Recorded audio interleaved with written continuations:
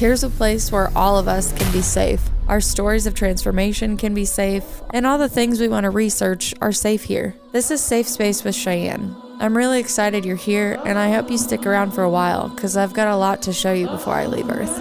I love you guys. Woo! Okay, for all my people that listen to Spiritual Smorgasbord, I have brought one of my favorite TikTokers back. It is Vinny Bag of Donuts, and he is here to talk about whatever the hell we want to talk about, and psychedelics. Because we know we want to talk about psychedelics and mushrooms and la la la la la. But we've had a nice 33-minute warm-up, you know, la la la la la. So yeah, we're just going to talk about whatever the heck we want and figure it out down the road. We've definitely been pinging off. Right now, I was just letting him know about the Vow documentary on HBO Max, and just the little excerpt I've gave him, he's like, what the fuck is going on here? So I'm sure he'll go do his own research, whatever. But Vinny, welcome to the show. Thank you so much for coming on the new project with me. And for anybody that wants to hear more of Vinny's story, you definitely can go back over to Spiritual Smorgasbord and check him out on season 3. And then we also had a follow-up episode where we expanded more on the things that he brought. But you're literally one of my favorite TikTokers. I love your content. I love how it's grown. He's the first guy that blew my mind about Dolores Cannon and Nostradamus talking in, I call it the infinity timeline. So okay. I always just, not only do I love the information, but I love how enthusiastic you are in your videos. And you're like, listen to this. Okay. Well, thank you for saying all of that. I am so excited to hear that I'm your favorite TikToker, because I don't get feedback like that all the time. And thanks for having me back after the episode on Spiritual Smorgasbord. That was great fun. So I am excited that you reached back out to me to bring me here for this episode. Yeah, I was figured today I wanted to talk about something that was completely not on brand for the type of content I produce usually over on TikTok and now on YouTube, because I do have a channel there that's growing very slowly. I mean, snail's pace, but it's growing, so we're happy about that. Baby steps. But like you said, normally I talk about psychedelics. That's like my main interest sphere. So I figured today I'd completely talk about not quite the opposite of that, but just something that has nothing to do with that. In a bit to challenge myself, and also in a bit to kind of show that I'm not a one-trick pony. I do have other thoughts going on in my head. That's so funny. But yeah, so I was thinking about, I came across this, I can't remember if it was a TikTok video or if it was just an article that got recommended to me by Google, about the fact that all of the normal rhetoric that we hear by older generations shitting on younger generations is not novel. That rhetoric has been around since literally Aristotle in 500 BC, and I mean, as long as we have written word, we've had old people shitting on younger people and using the exact same talking points. I mean, almost verbatim the same talking points. So the first one that I thought I'd bring up is nobody wants to work anymore, because that's really popular right now, because we have a massive shortage of employees. Yet when you look at it, I just looked this up yesterday, our unemployment rate as of last month is 3.7%, which is pretty fucking low. So people are working, but it doesn't seem like they're working, because all of the I guess restaurants and customer service facing positions seem to be out of work. So what I literally found was a collage of news article clippings that all say the same goddamn thing, right? So 2022, according to a new survey released by Tiny Pulse, 1 in 5 executive leaders agree with the statement, quote, "No one wants to work." And that's from this year, right? And then if we go back, was 1979, literally just, quote, "Nobody wants to work anymore" by a disgusted businessman. And I don't have the actual news sources for this. It's just a collage I found online. But if we can go back even further, all the way to 1894, it's becoming apparent that nobody wants to work these hard times. So it's always been around that the current working population thinks that the new and upcoming population doesn't want to work anymore. And what I think causes that is that, and you talked about it a little bit in our before the podcast started, how generations evolve so rapidly, and there's like new things happening, like with add to cart culture, right? There's new ways to get products, and there's also new ways to get products out. So you have, and especially with like the pandemic that just happened, you had like this massive shift in how people are conceptualizing working and how they're going about actually doing work. So all of these jobs, especially, retail and food service industry, there's people who are working those jobs that are like, hey, I can make money doing something else. So they just left. And now we have a massive void there. So it seems like nobody wants to work, but we're working. We want to work, we want the money. And so we're all actually, working. It just seems like we're not working. So that's a lot about what I want to go into for like the majority of this podcast, is how like different novel quotes, or not novel quotes, but different like common rhetoric surrounding older generations shitting on younger generations, and then also providing another example from years ago, up to hundreds if not thousands of years ago, of that exact same rhetoric being used. So like it's not a new idea. But I think you also brought up, when I first emailed you about like this idea, talking about how much harder it is growing up today and like getting into the workforce and like paying for things. So I grabbed a little bit of information about like finances as they exist today and as they existed in, I just chose 1970 arbitrarily because it's like 50 years ago, so that'd be a good time frame. But then I found out that in 1970 there was actually like an economic downturn, so it probably wasn't the best year to pick, but whatever, it's still interesting to look at the numbers, I think. I would like my role in this episode to be devil's advocate to the things that you present, because there's so many like questions that I want to ask you just to get your opinion as you're giving your intro, just based on like my direct experience with working with payroll, with different states and different ways that you can pay people, especially in the customer service and the restaurant industry. Mm-hmm. When you're a guest going into a restaurant, all you know is that you have to tip your server, and if you don't, you're a piece of shit. But legally, I want to explain why the server's kind of fucked if you don't tip them based on the legislation that they have been forced to work under. Mm-hmm. And then I want to present the conditioning of us growing up and going from a culture that wasn't trained to question to now we have cultures that are questioned to question everything. Yeah. And when we go to these older generations and we're like, well, why is minimum wage this amount, but rent keeps going up and prices of goods keep going up and inflation keeps going up, but my pay doesn't go up, but my taxes get bigger? And when you ask people that, they either don't have the answer, they have a weird political divisive statement, they tell you to vote for a certain party so it'll fucking change, shut the fuck up. And yeah, right? Right, like two wings of the same bird ain't gonna fly acting like that, you know what I mean? Yeah. And then just kind of like the stonewalling you get from people either not wanting to do the research or honestly being scared of like break the illusion of their own programming, right?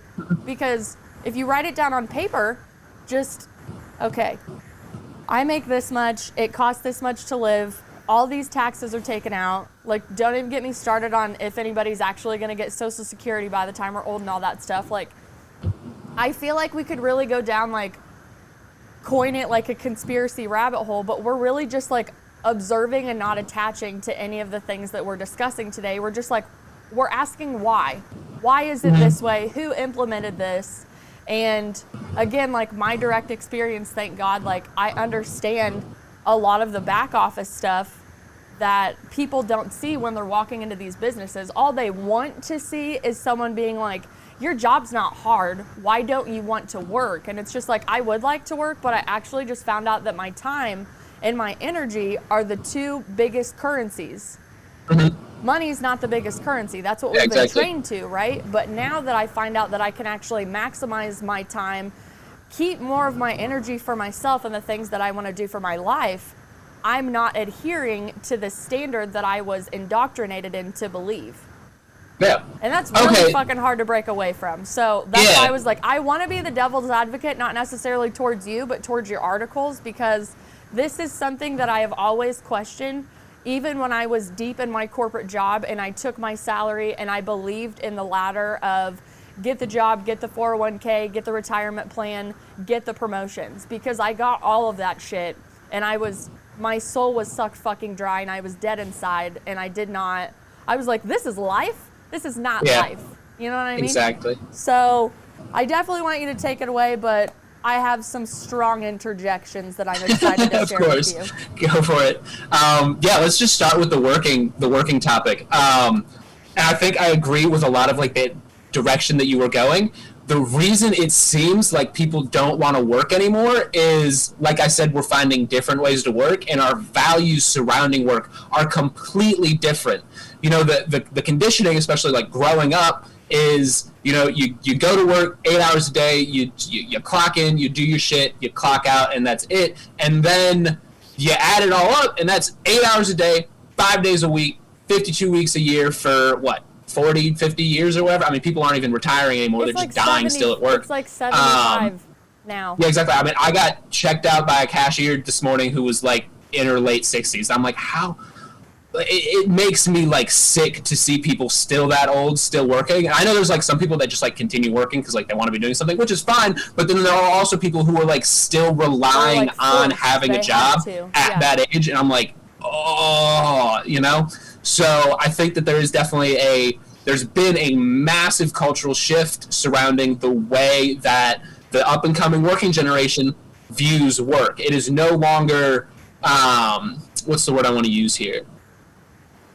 I want to say necessity, but it's no longer a necessity for, I guess, happiness. You know, our parents and even their parents identified a lot with their job, and, you know, that was like a part of their personality. And for us, your job is just like, it's something you do. So, it was also a part of their self-worth, though, and how they were able to fit into society.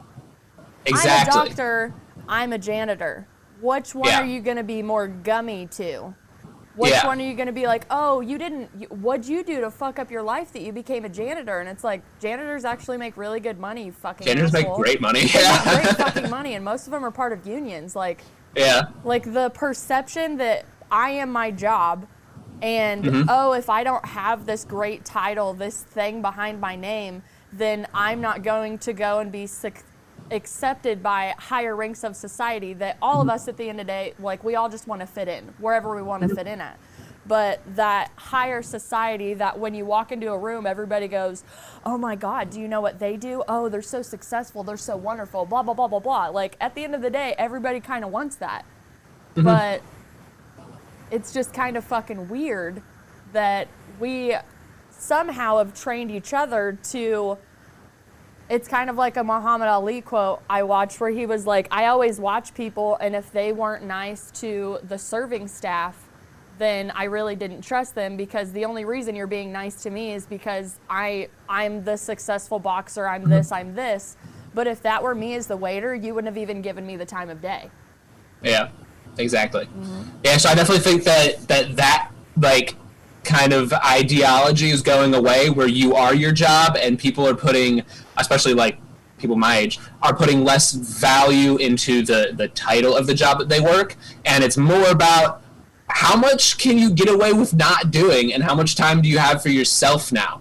You know, how much time do you have to pursue those personal hobbies outside of work? How much energy do you have, and how much do you enjoy going to work because of how much it doesn't drain you? You know, people are no longer working 80-hour weeks, or, you know, these insane hours just to, you know, say I worked this long, as some sort of, you know, badge of honor that you wear because of how much time of your life you've given away to a company that would replace you in a heartbeat if something happened to you, you know? So that is where I think a lot of the current perspective surrounding why no one wants to work anymore is that we want to work, and we don't have a problem with working, but we are constantly looking for ways to make the same amount of money in less time and have more time for ourselves. That's becoming a greater value than how high you can climb the corporate ladder. I don't think people are, and this is a very broad statement, I'm sure people are, but I don't think people are as concerned about climbing the corporate ladder anymore as like our parents would have been, you know?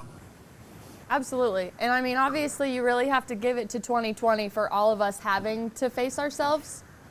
Yeah. Because there's so many people truly in the world that had no choice but to sit at home. And whether like you were on TikTok, you were playing video games, you sat in the same pajama for 5 days and you gained the 20, 40, 50, 60 pounds that you did while you were in lockdown, there was a mass awakening in human consciousness and just the perception that they had on their value in life, because so many people's values were based on productivity of their job, of receiving their paycheck, not that we get them in paper form anymore, but receiving your paycheck at the end of the day and being like, this number represents how valuable I am to this capitalistic society. And now we have people sitting down and affirming to themselves with proper breath work and intention and saying, I have value in just existing. If I just sit here today and I don't do if I don't clean my house, if I don't fucking shower, if I just want to binge Netflix or watch a book, I still have a right to exist and I'm still worthy of this existence outside of productivity. So my question for myself when I have these thoughts is I'm like, who instilled in us that our only value was participating in a capitalistic society? It was our corporate overlords, don't you know? Well, let's talk about it, you know? Because then there's so many, again, like the devil's advocate, there's so many indoctrinated banters that will just come back and play another voice in my head, and it's just like, well, what do you want? Do you want like the whole thing? Do you want the whole thing to fall apart? Do you want to go to a grocery store and not be able to get stuff? Do you want this? Do you want this? And I'm like, there's no problem with accepting that the systems are flawed and broken and kind of made against us, the people that are doing all the thing. Like, at the end of the day, people can knock all they fucking want on multi-level marketing schemes, but look at the fucking way the workforce is set up. The people doing the hardest amount of labor get the least amount of pay, and the people that don't do fucking shit but basically act like talking heads for their company and sign papers that somebody else puts in front of them, make the most amount of money, and make the decisions for all the people that are actually doing the hardest labor or the hardest pencil pushing. And you see, I see that from like a corporate perspective, and I'm just like, all these people would come in and they're so fucking idolized and their lives are they travel around everywhere, they talk to people, they go to meetings, they do this, they do this. Oh, they work so hard on their fucking spreadsheets for the company. And I'm just like, why are we idolizing these people? You know that they have black cards that they spend on strippers? And I'm not saying that's a bad thing, but do you think their wife knows? Yeah, right? You know? Right? Because I've seen, like, I worked with people, not going to name the names or the places I worked. I walked in and, like, I remember I walked in and there was a manager who just got done snorting cocaine in the back of the store, and he still had sugar boogers in his nose. And I walked up to him and I was like, you still got some sugar booger in your nose, dude. And he's like, and he just like made something stupid up to like obviously convince me that he wasn't just snorting coke in the back. But I was just like, this happens. These people with these titles in whatever company you want to call it, they have this illusion that they can hide behind these labels, and then the people below them doing this hard work to be recognized and to want to get to that level. Like, when you actually get to that level, it's like, oh, this is not what I thought it was at all. You guys are all fuckers. You're a liar. You're all little shits. Yeah, this is not fun. I don't even know who I am anymore because I actually outsourced myself to this belief. This is insane. But again, I also think it's part of the journey, so I don't want to be like, oh, horror story, but I'm just like, these are experiences that I saw. And it's the funniest fucking meme in the world, right? Because when you're like an adolescent, you're in your 20s, you're going and experimenting or seeing other people experimenting, whether you want to give into peer pressure or not, or just be curious of like, what would that feel like? Why do people do that? The older I got, I was like, oh, it'll be great when I'm an adult because I won't be around people with like all these crazy addictions. And then finally at like 23 or 24 is when I started managing my own places. And I was like, I think the weirdest thing about adulthood is realizing how many people actually do cocaine and other substances to get through their day. Like, these are functioning addicts that portray themselves that they have their shit together. And I am technically supposed to look up to you because you can fill out a P&L sheet properly. Sure. This blows, like, again. But you need to rail a line of coke to be able to get it done, right? Yeah. You know, and it's just like, I remember I worked with a guy who, like 8 a.m. in the morning, he would be like, do you want to know what's in my Yeti? And I was like, no. Is it vodka? I said, is it vodka missing from my inventory that I haven't been able to find for 6 weeks? And he's like, no, that's not me. But he was the only other guy with the key to the liquor cabinet, and I don't drink. I smoke weed off the clock because I learned my lesson in my younger years that I can't go to work high. I'm fucking dumb. You know? I'm like, I'm not one of those people that can function and do that. Like, I have found a lot of surprises in sobriety that I didn't know I was capable of doing, which obviously I found out was I vibe pretty fucking high, and I understand why I wanted to like come down so I could like fit in and not be like all the time. And now I just kind of pride myself on like being the golden retriever in the situation. Yeah, like, of course. Okay, yeah, I'm gonna go back to my bed now. You guys are done with me, it's fine. But have you had experiences like that, especially growing up, where you're just like, there's so many people doing fucked up shit that I did not realize this was a part of adulthood.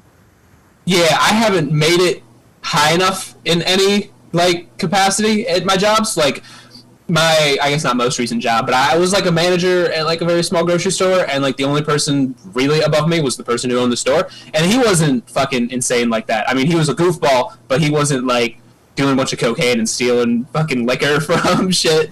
But yeah, I guess I haven't seen any of that firsthand. I will take your word for it that's happening because it's definitely believable. I mean, I have a bunch of friends that do drugs, not like cocaine, but like just drugs casually, and like go to work high and shit and are completely normal functioning, but they're not like really high ups. They're like, you know, just people like me who are, you know, kind of bottom level. I think everybody has their vices, right? Like my newest vice is this sweet little pin. Same exact thing, different flavor. Yeah. I'm like 2 months into this, and I'm already realizing the neuroplasticity that's coming up in my brain, and how much like I thoroughly enjoy it. But this is the last vice next to French fries that I have. And that's good. That's pretty good for me. Like, yeah, that's really good. I pat myself on the back. I'm like, oh man, okay, I'm not gonna buy another one. And then I'm like, I really like this thing. I'm not gonna keep it forever. I know that that's not the trick, but everybody has their vices, so I don't want anyone to be like, oh, you guys are super judgmental and like standing on a moral high ground. No, this is an observe, don't attach conversation. Sure. And if you're maybe not even a functioning addict, but I worked with a girl, she was so happy all the time, and I was like, I would just love to attain the happiness that she has when she comes to work. I later found out that she popped ecstasy every day before work. Hell yeah, oh my god. Like, oh, well That makes sense. That makes sense. Like, if I popped ecstasy every day, I would be petting the fucking walls. Like, the snozberries taste like snozberries. So, apparently, like, not a good example to follow, right? But yeah. I'm always interested in when I meet people. I'm like, what gets you out of bed? Is it coffee? Is it prayer? Is it something? Is it something that I can actually like maybe add value to my life, or is it actually going to hinder the person and the values that I would like to uphold for myself? Speaking of coffee, and this is just completely tangent, like we just had Christmas or whatever, and I asked my mother for an espresso maker, and she got me an espresso maker, and so I'm super thankful for that. It's fantastic. I love being able to make homemade espresso, and I made this joke like a little while ago to my girlfriend, and I was like, I want to become like an annoying coffee snob. Like I want to go out. Yeah, I want to go out and like be able to like pick out coffee based on what specific region of the world it's from and know, like, yeah, that's a good coffee and that's my taste, and like not and like only drink coffee that was ground that day and roasted, like become an annoying, awful coffee snob. So I'm gradually approaching that echelon, because now I have a homemade espresso maker, and that's what I've been drinking every morning for the past couple days. Your research as far as like what companies to go dive deep into and figure out the origin of their coffee beans? So I missed a little bit of the beginning of your statement there, but I haven't. To get into it is my thing. Yeah, I haven't begun researching a ton about the coffee, because I was just like, I had a bag of coffee already that isn't espresso, so I can't quite use it in the maker. But the bag of espresso that my mother gave me with the coffee maker, I was looking at, and I know that coffee is a very high like slave labor trade. And so I don't want to like be How'd you purchasing. know I was going there, Vinny? Right. So I don't want to be like purchasing coffee that like contributes to slave trade, and so I know that like fair trade is a very important thing to have when you're purchasing coffee, but also like knowing the company that's producing it and the growers that's producing it, and then whether or not the cultivators are being, and like the actual bean pickers are being compensated fairly for their wages and like actually being treated well is a big thing. So I definitely, once I go to purchase my own individual bag of espresso coffee, I will make sure that I do all of that important research, and I'll come back and talk about good coffee brands to buy. Black Rifle Coffee Company?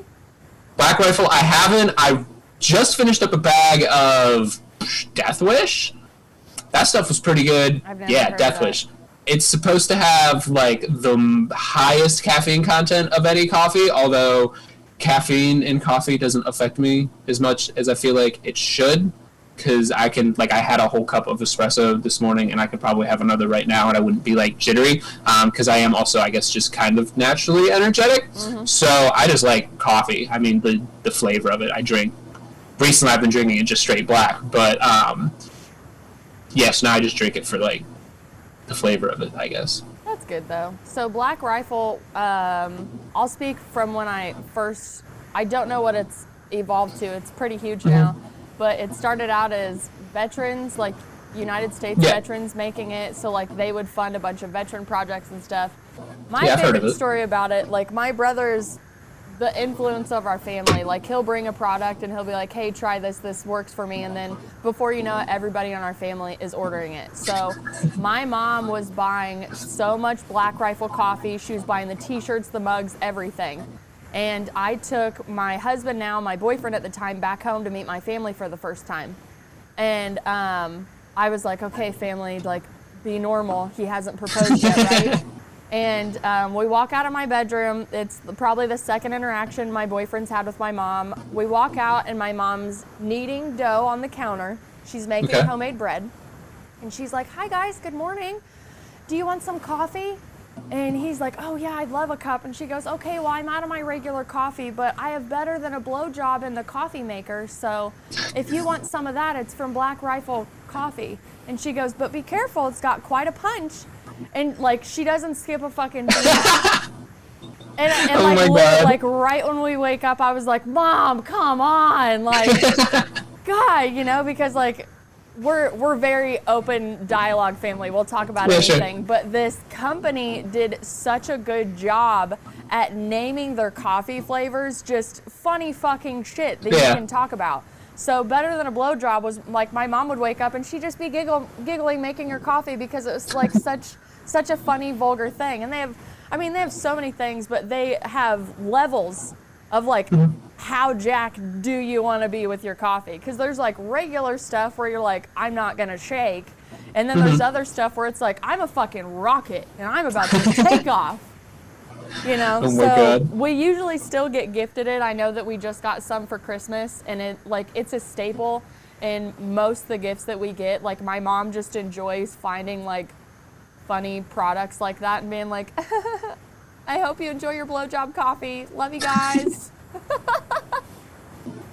That's fantastic. So oh my God. If you're looking for a company, I mean, I can't speak on any of the sources or anything, but I can say that they do take a high percentage and actually give back to communities, which those are the products. If it's a small business that's giving back to their own community, or if it's a bigger business giving back to, you know, the world, those are the people that I start to look to support now and switch out a lot of the corporations that I had been giving my money to. Okay, so I think that's another generational difference that's happened as of recently. We give a shit what the companies are doing that we're purchasing from.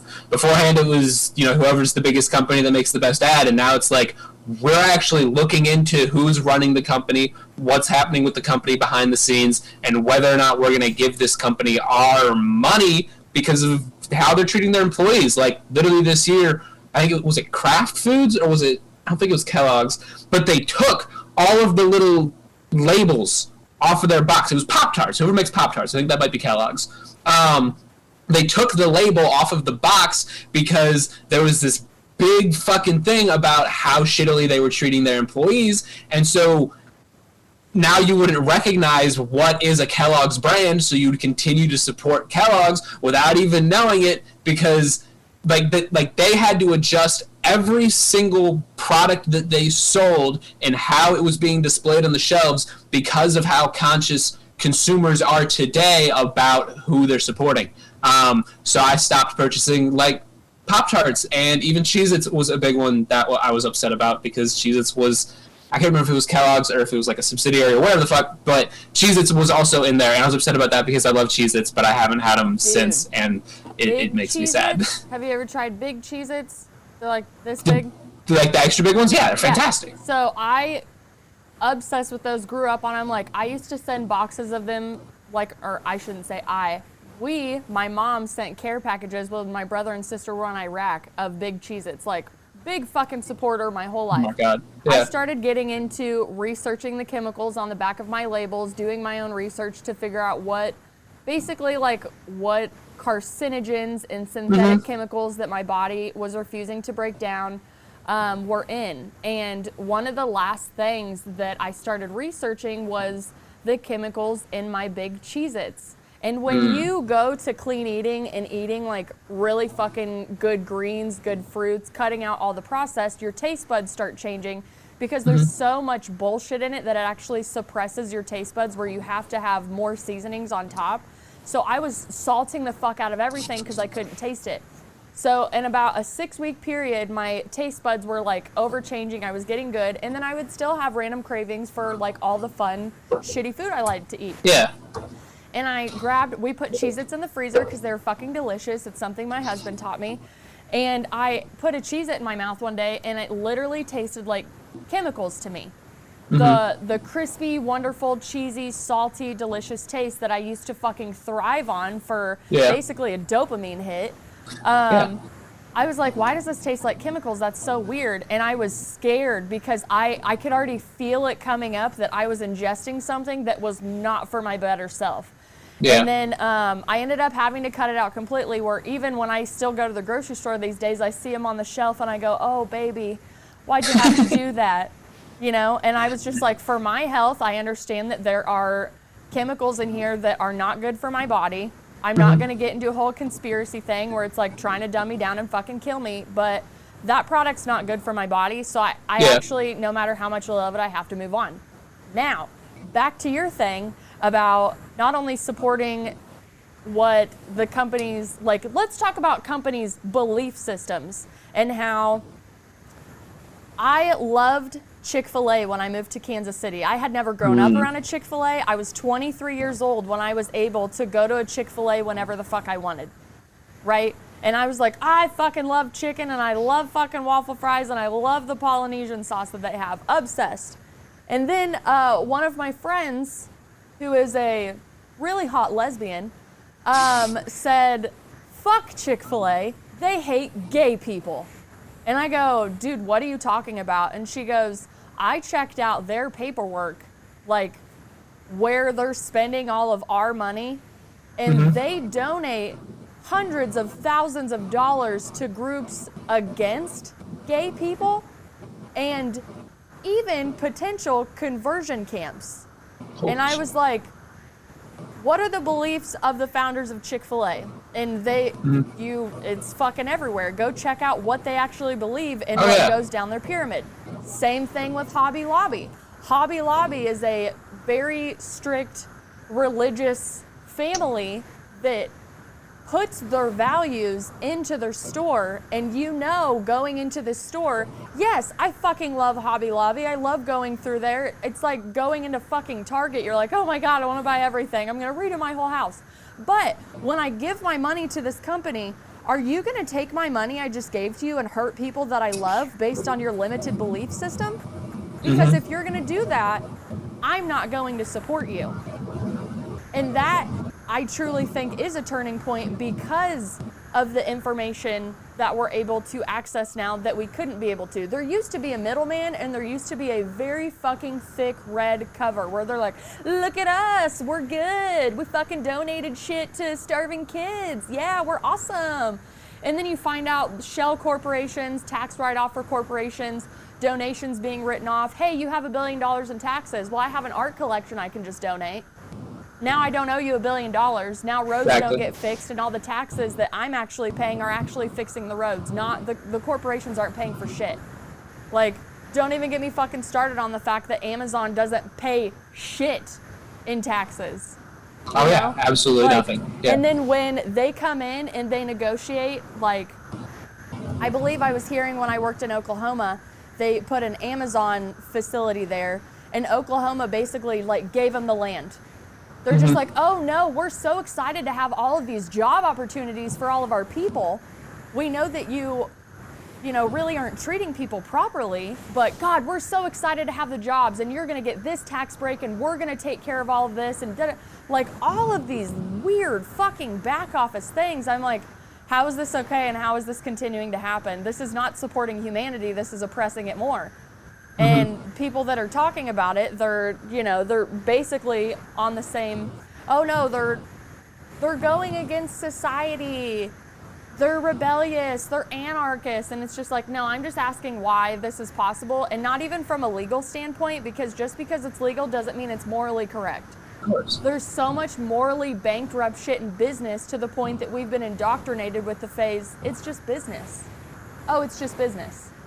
I don't think that's right. No. Yeah, business shouldn't. It's right at all. It shouldn't operate under questionable morals. Like, if you want to run a good business, like, of course you have to do things that are going to be like, oh, well, how can I make sure that the most amount of money is like coming into the business so the business can continue to grow and all of that nonsense. But there's ways to make your business grow that don't also have to deal with treating your employees like shit and skirting around the law and absolutely just devastating the environment and the communities that you're coming into, because those Amazon warehouses are not small. They take up a lot of goddamn space that could be used for housing, could be used for like public projects like parks and all shit like that. That could be used to enrich the community that it's in, but instead it's a giant fucking white cube with thousands of fucking semi-trucks coming in that back up the road systems because they never have enough space for all of those semis coming in, and then it's a net negative on the community that it's in, the society that's helping provide the means for Amazon to get as big as it has possibly become. And I lost it.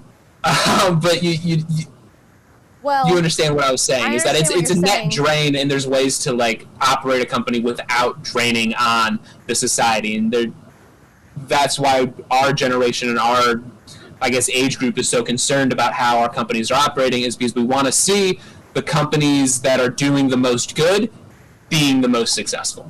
But I would also, so I think that people are wondering where the fuck this is going, since we're acting like this and it's only it's ramping up more and more and more. It's like, if we're acting like this and we're having all of these issues already, what the fuck does the world look like 50, 100, 200 years from now, long after we're gone, right? Oh yeah. Like, what's the world looking like if we're treating it this way and these corporations, these businesses are getting away with this? I read an article the other day that there have been so many groups reaching out to Amazon about doing something about their packaging, because the packaging I believe they said the amount of waste that Amazon has accumulated in just their packaging weighs as much as the Eiffel Tower. Damn. And I was like, that shit's heavy. That shit's heavy is right. And I always think about that because I am an Amazon consumer, and there's times where I'm like, oh my God, I love this convenience. It really is nice to be able to have this, especially like not going out, me saving my gas, doing all of that, having somebody bring to me. But why? I just ordered body wash. Why did you send it to me in a TV box? Why is there so much cardboard?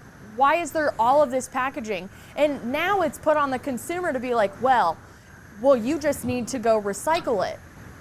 Fuck you, dude. You should watch Adam Runs Everything episode on what recycling actually is. Go watch Adam Runs Everything about every fucking thing he talks about. Adam Runs Everything, yeah. But the fact that they put these decisions on the consumer when they're the one that started the ripple effect, cult mentality to me. I'm like, hey, it's your fault. They're like, no, it's actually your fault, and we need you to look within yourself to figure out why you're actually purchasing from us. Yeah, when you said they blame it on the consumer, literally got chills. Because I made this up, and it's probably something that I heard somewhere, but I think I made it up. The greatest lie that corporations ever pulled off was convincing the consumer it was our fault. If the only option to purchase anything is to purchase something that then devastates the environment and devastates the communities that it uses, how's that my fault? Why are you producing something in a way that's devastating? Why can't you produce something in a way that isn't devastating and we'll still continue to purchase it? And like you were saying, it's really hard to not use Amazon, and actually it's impossible to not use. Even if you never make a purchase off of Amazon.com for the rest of your entire life, Amazon makes more money in server farms than they do on Amazon.com. They have these massive swaths of warehouses just full of server racks that they rent out to any company that wants to use them to provide cloud services. It's called Amazon Web Services, so it's literally impossible not to use Amazon at this point, and then they're still continuing to operate in a way that's just absolutely devastating. So yeah, literal chills when you said that, because it's not the consumer's fault that the packaging that I get my shit in, or I go to the grocery store and there's no more paper options. I haven't seen a paper bag option in forever, so we just stopped using bags altogether and put them in the car and then drive them home and carry them in, however we can. We have reusable bags, but we always leave them at home. Me too, dude. Every fucking time. I know, right? Leave them on the counter and I'm like, ah. So it's the consumer's responsibility to encourage the companies that they're purchasing from to be more sustainable and to be more of a net positive. And I mean, we can always support companies that are doing it, that are small, and you should obviously be supporting, small local businesses, but it's impossible to get away from these massive corporations that just own absolutely fucking everything. So we need to be encouraging them to, be more sustainable and be thinking about the future for when every single person that's alive on this planet today is dead and it's the next set of humans. How can we set them up to not have to deal with all of our bullshit, Absolutely. Well, I mean, so, yeah, you think about, and again, this comes from an Adam Runs Everything episode, because that shit literally blows your mind and makes you think, like, oh, all of these things that I thought were just as is, and this is the way the world it is, like, these were plans of other humans put in place for us that we actually believe that we could go vote on and have a voice about, but that's a fucking lie.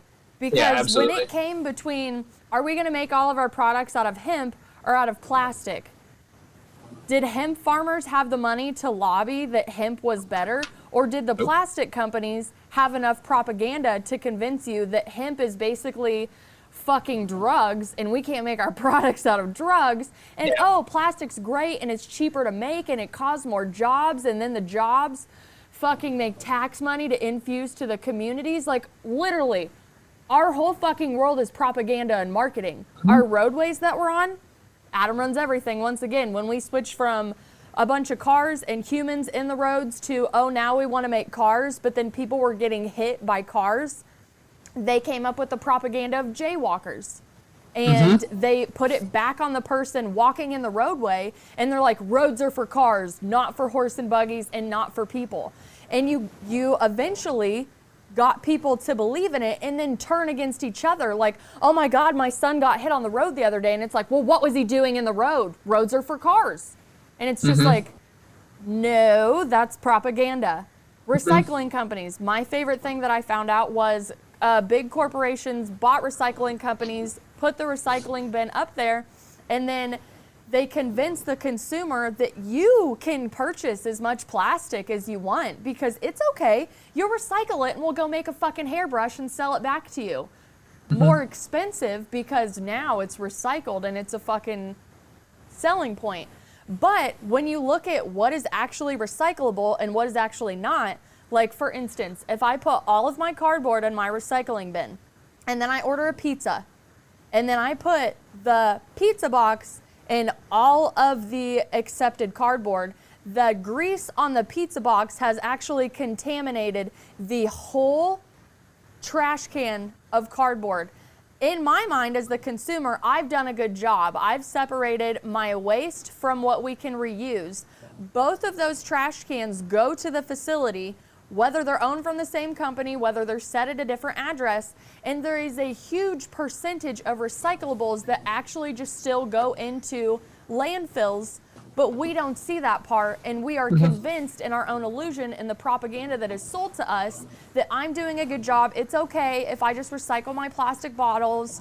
Okay, BPA is fucking cancerous, so now I'll make sure it's not BPA free. Like all of the new information that we learn where we're like, oh, we didn't know you guys were putting this in our stuff. They're like, oh, okay. And then they go back with the PR team and they go, let's make sure we put no high fructose corn syrup on it. Let's make sure we put no BPA. Let's make sure we put all of these things.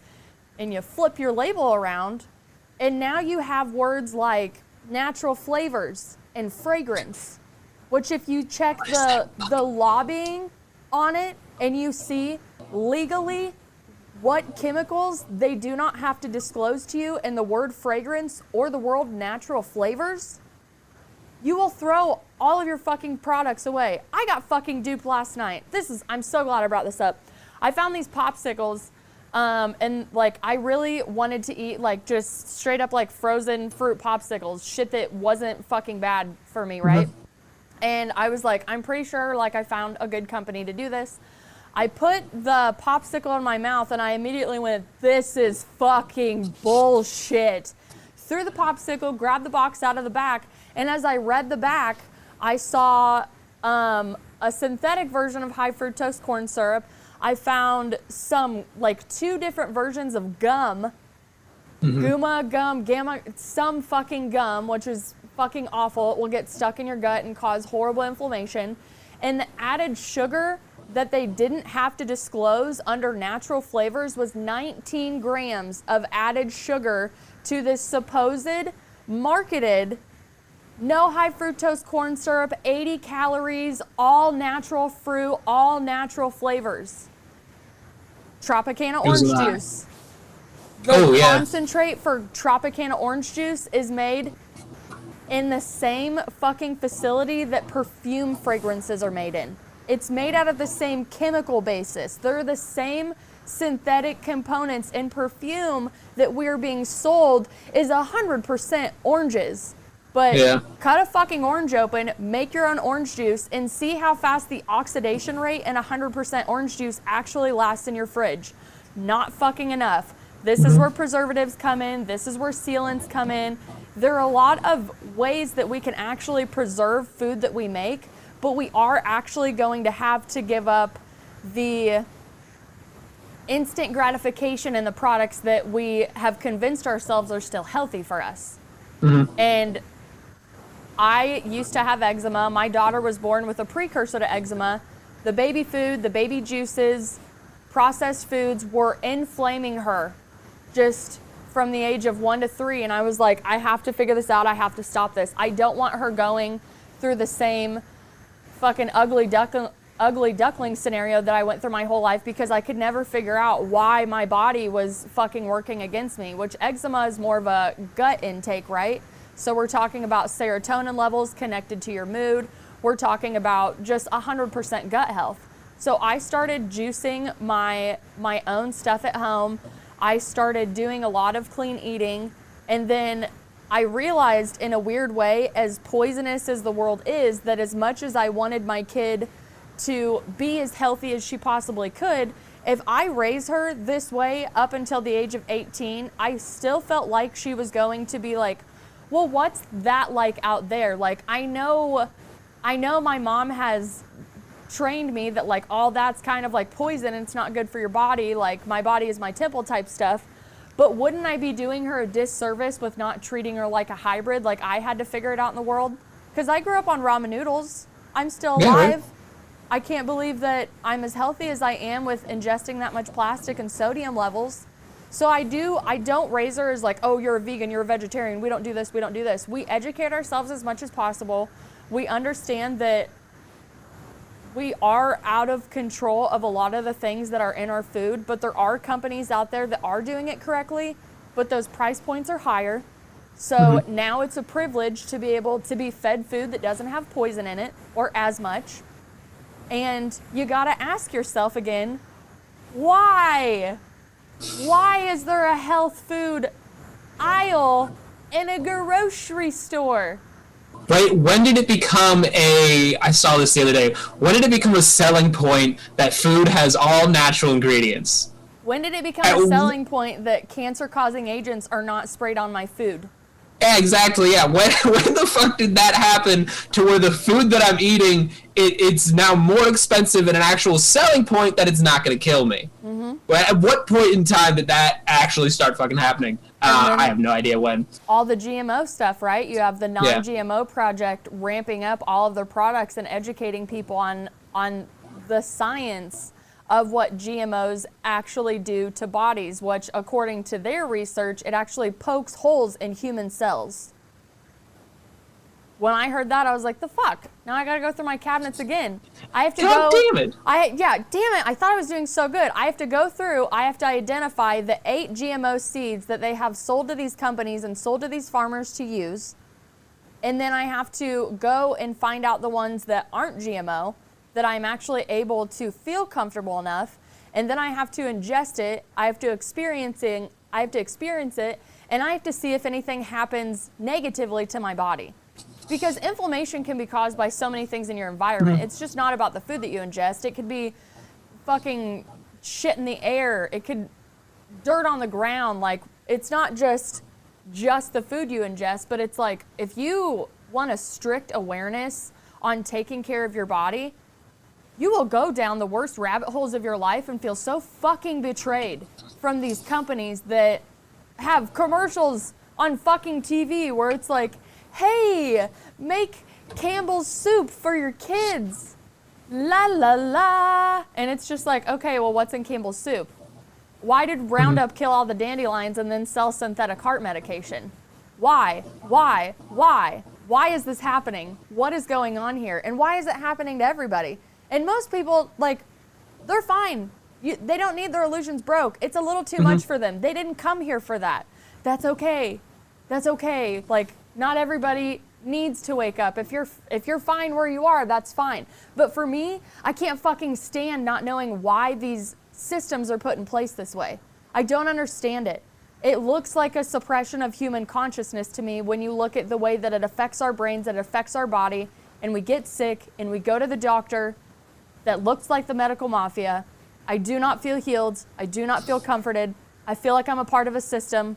There is no profitability in healing in this system, but there is total profitability in me coming back and still being sick or trying to figure out why I can't be healthy based on this and this and this and this and this and this. Which, I mean, I could seriously just go on for days about it, but I'm like, why? Yeah, I don't have answers.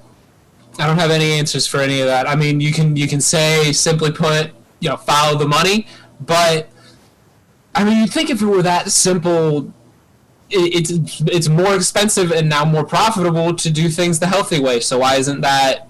Why aren't we seeing more of that and less of all of the the garbage foods. You know, if you just start following the money, well, sure, it might cost more to get set up, but then you can charge more, so you can start making more because people aren't going to realize. I mean, I find it hard to believe that it really costs that much more to produce healthy food than it does to produce shitty food. I mean, I understand the reason that food went so shitty is because you can just throw in a lot of really cheap components and then make a hell of a lot of volume of it, but I find it hard to believe that we can't get just genuinely good food for relatively the same price point. I think that's a lie that we've been sold on, because, like you said, it's now a privilege to eat healthy, and not everyone even has the option to purchase the food that, you know, is healthy. I mean, there's some places, especially in like the United States, where your only food options are McDonald's, Burger King, and then your only grocery store is Walmart. You know, so that absolutely sucks, and we need to, you know, spread out the, I guess, health food movement, but we need to spread the knowledge along with it. Mm-hmm. There needs to be, I mean, I think it should get added to schools. There should be, like, my school had, like, barely a health food program where they, like, talked about nutrition. They're like, yeah, I'll fucking get your grains and your meats and everything. But they didn't go into detail about pyramid? Being conscious. You remember the food pyramid? Yeah, the fucking food pyramid. Yeah, exactly. That was made by the corporations that made the food, right? That wasn't made by, like, a bunch of people that were here for our betterment. It was made from, they're like, hey, tell them to drink more milk. Put it up here. Yeah, you need this, you need this, you need this. I mean, that was Bible growing up, right? Yeah, exactly. Yeah, the pyramid. Oh, here's what I need to link to. Yeah, and again, like, I'm just asking why. Mm-hmm. Why? Sure. So I have a story about Walmart that I actually read an article on like several years ago, and I don't know if they're still doing this, but so this woman's husband was a door greeter at Walmart back in the like 2000s. They didn't have life insurance policies. He died. She obviously had to figure her life out, and she found out after her husband died that Walmart had actually taken a life insurance policy out on her husband and collected however much money. Mm-hmm. So she went after the company and was like, one, why did you take a life insurance policy out on my husband? Where is this an employee agreement and a sign up or anything?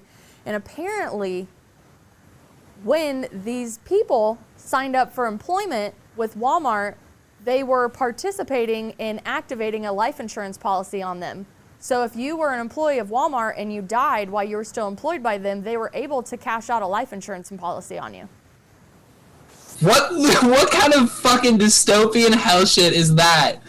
Oh my God, Walmart literally making money off of working their employees to death. Campaign of like the really nice, like humble grandma and grandpa waving you into Walmart, and you're like, oh, hi, oh, that's so great, you want to come do this? You're like, good for you.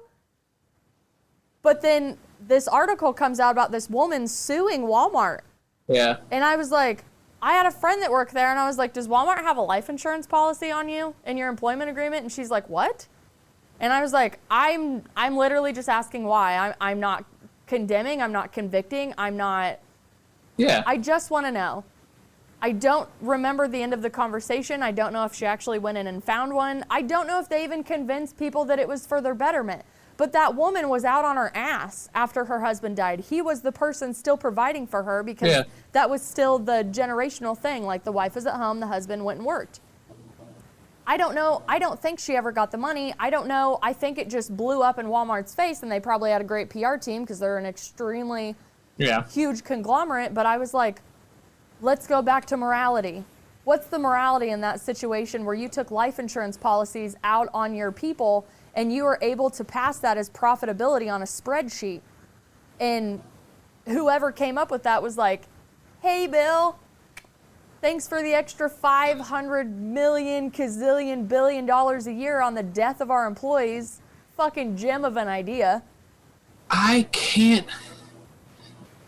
would have loved to have been a fly on the wall in that board meeting. And here's the thing. I think we, as the lowly, kind of butts of the system, conceptualize the decision-making process of those execs and of those board meetings to be a lot more sinister and like, how can we fuck over our employees as much as possible?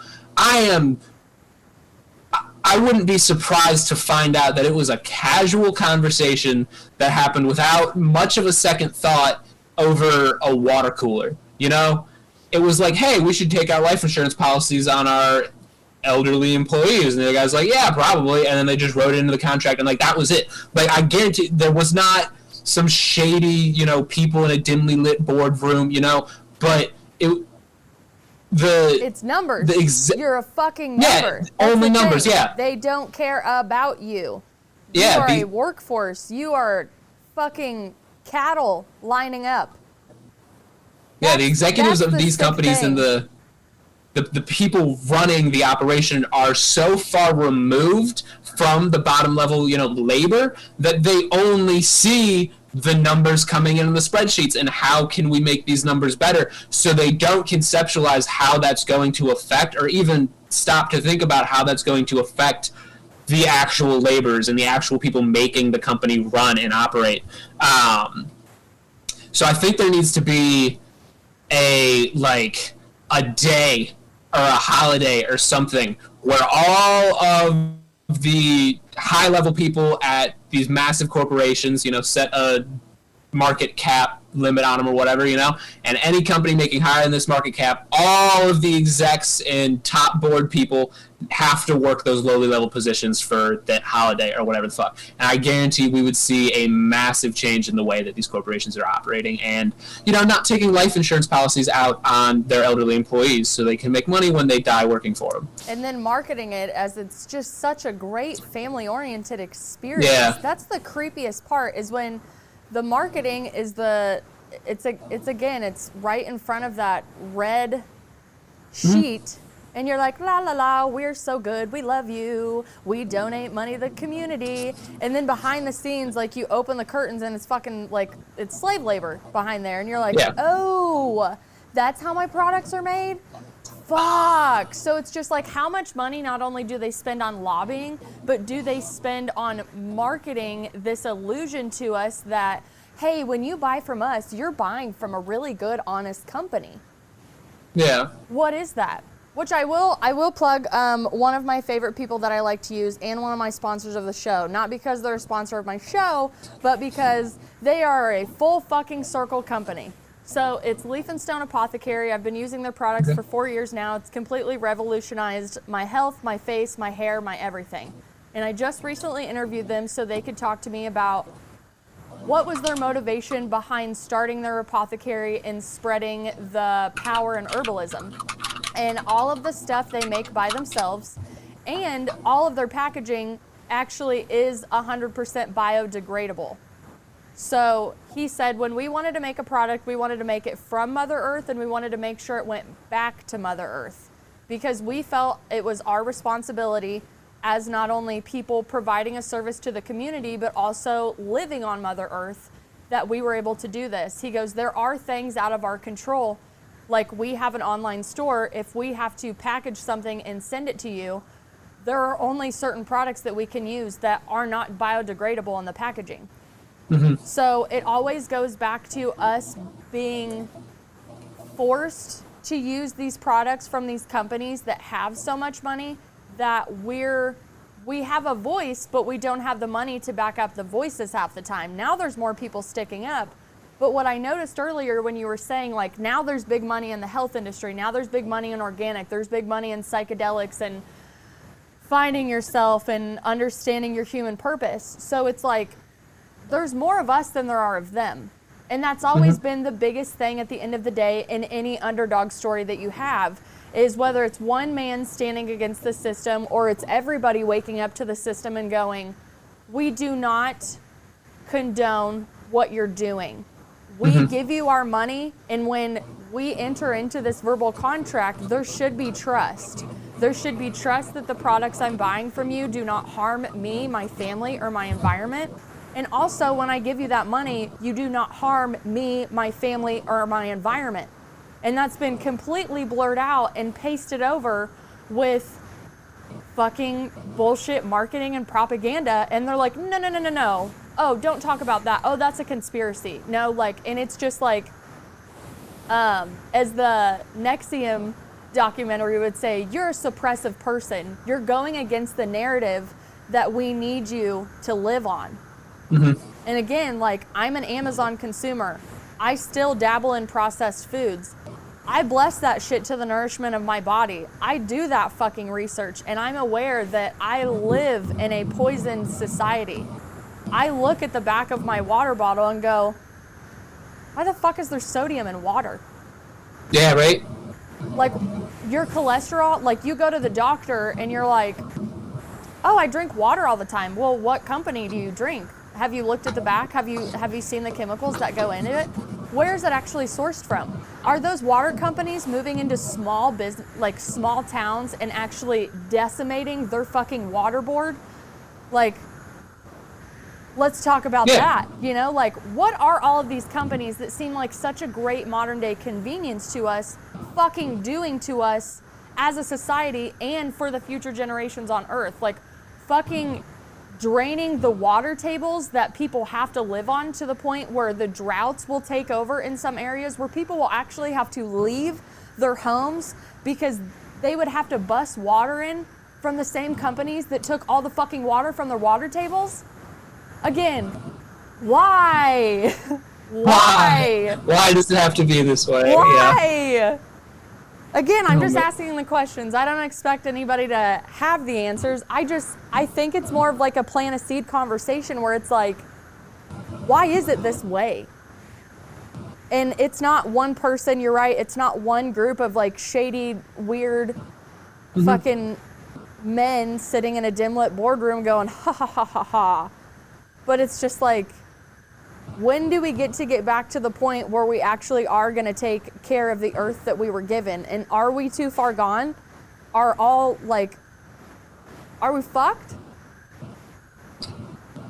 I have a very cynical view on that, and I say yes. Like, I think we have reached that point of no return. And also, okay, so what would it be, like 4 years ago now, something? Like, my first year at university, I was taking a like English class, right? And I had to write, or not even my English class. Maybe it was my, whatever, fucking, I was taking a class and I had to write a paper. And the subject that I was given or that I chose had to deal with climate change and carbon output. So the biggest issue with carbon output and greenhouse gas output is that it takes so long for it to get reabsorbed back into the earth.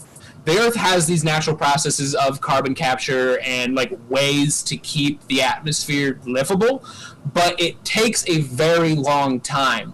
And so the carbon that's output today will not be reabsorbed for at least 100 years, depending on a couple of factors. But once you understand that carbon takes, you know, up to 100 years to ever make its way out of the atmosphere, and then look at the amount of carbon that we are actually outputting, the amount of greenhouse gases that we are actually outputting. The Earth has no procedure, has no process for reabsorbing that much in any type of human time scale. We are outputting billions of tons of greenhouse gases every single year. And the biggest rebuttal that I always hear to people talking about like greenhouse gas emissions is, oh, well, greenhouse gases are like a normal thing and like volcanoes do it. And it's not. The amount of damage that humans do in 1 year is greater than thousands of years of the Earth's natural processes. The Earth doesn't output anywhere close to even 1 billion tons of greenhouse gas naturally, and that's all of the animals shitting, creating methane. That's all of the hydrothermic vents that are, you know, spitting out gases into the ocean, and that's all of the volcanoes that are erupting. And that doesn't even approach 1 billion tons of gas. And every single year, humans are doing tens and 20s of billions of tons of gas, which is, you know, literally several orders of magnitude greater than anything the Earth is capable of handling.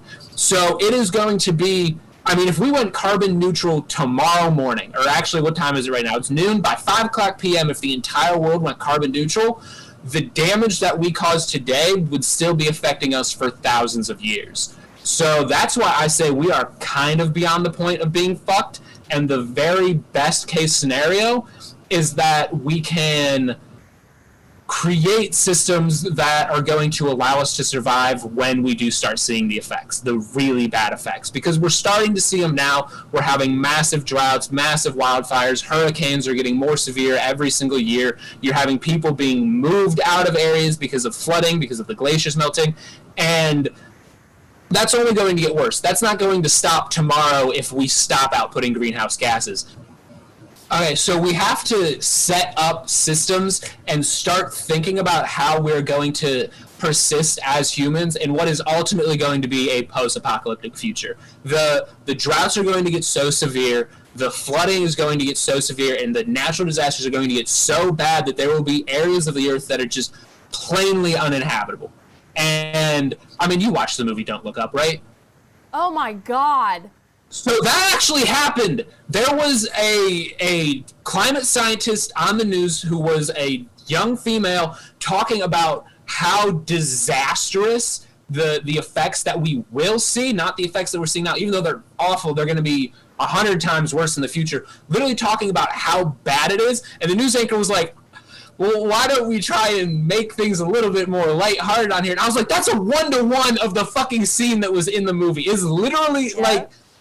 It's getting so bad, and I think you even brought to the point there are people that are comfortable living the illusion, and I understand why you would be comfortable living in the illusion, because it's a scary thought to have. Yeah, it's frightening, but it's happening, and it's gonna happen, and you can ignore it for as long as you want until your house burns down because it got that fucking hot that year. You know, so we do really need to start pushing a lot harder and doing a lot of the, I guess, grunt work to educate people on what is happening because of how these extremely large companies are conducting themselves, and getting people to understand and stop fighting with each other as consumers, because it's not the consumer's fault. Like I said probably like an hour ago, if the only options you have to consume are being produced in unsustainable and shitty ways, then how can you possibly do anything to consume in a sustainable way, you know, in a way that is not going to cause massive harm? And you have to do your own research, and a lot of people in the lives that they lead, whether they're still living the 80-hour week, like basically a survival mentality, right? Like, I don't have time to sit down and research. I don't have time to do that. But you can take your money and support people with the right intention. It's going to take time. You're not going to build Rome in a day. It took me, and is still taking me, I'm on year 4 of flipping my cabinets, researching what I buy, and the chemicals that I'm still using. And then I go back to my family, and I'm like, don't buy this for me. Don't do this. Yeah. Like, please don't buy me into this, especially like when Christmas comes into play. I'm like, I actually don't use any of this anymore. I found a bunch of stuff in it that doesn't align with my personal values. Yeah. And I think people applying their personal values to what they consume is definitely a big part of the awakening that we're seeing in all of consciousness across the board. Back to greenhouse gases, though, really quick, because I want to plug another Adam Runs Everything episode.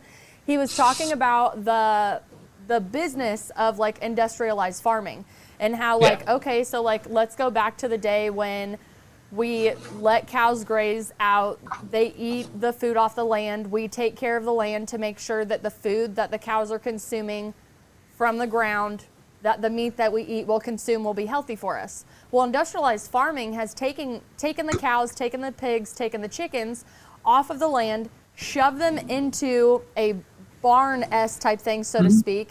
They have made GMO-produced corn, wheat, and other foods. They're feeding it in, like, basically feeding these things at all hours of the day to plump them up faster to productivity, which is then making them emit an astronomical amount of greenhouse gases in these facilities, to then turn around, kill these animals, and put them back and sell them to you at a grocery store and market it as antibiotic free. This, yada, yada, yada. Then you start thinking about, like, what I looked like as a teenager and what teenagers look like now, like how developed they are, how, like, why let's go back to the food that these kids are eating, and let's go back to the source. The food that I ate, I grew up on a farm where we raised our own cows, we butchered our own cows, and there ain't shit but our land in those cows, in those chickens. I just went home last month for my stepmom's birthday party, and I wanted eggs for breakfast. So I walked my cute little ass out to our chicken coop, climbed up in there, and grabbed an egg out. Best fucking egg of my life is from my family farm. We got deer salami and deer sausage and deer steaks for Christmas from my family. That we killed the deer on our land, the land that we nurture for Mother Earth and for our whole family.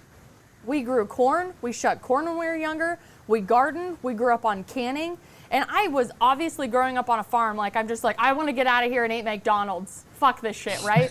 But now that I'm older and I realize the absolute value of self-sustainability that my family not only has been doing for generations, but I'm actually able to go home and access this, I love my family for what they taught us and showed us. Like, our chores were going and picking blackberries before we could go play in the crick.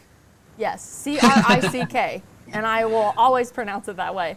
But there's so many great, like, traditional values that I was able to really go back to before I went out into the world and thought that these modern conveniences were just so fucking cool. You know, I can have anything I want at my fingertips. But what is that really costing me? What's that costing the future generations? What is that costing my daughter's generation? I have no fucking clue what it looks like. All I know is when I go talk to my grandpa, he just reminds me, when you hear I've passed on, I want you to know I'm happy because this fucking world is nuts.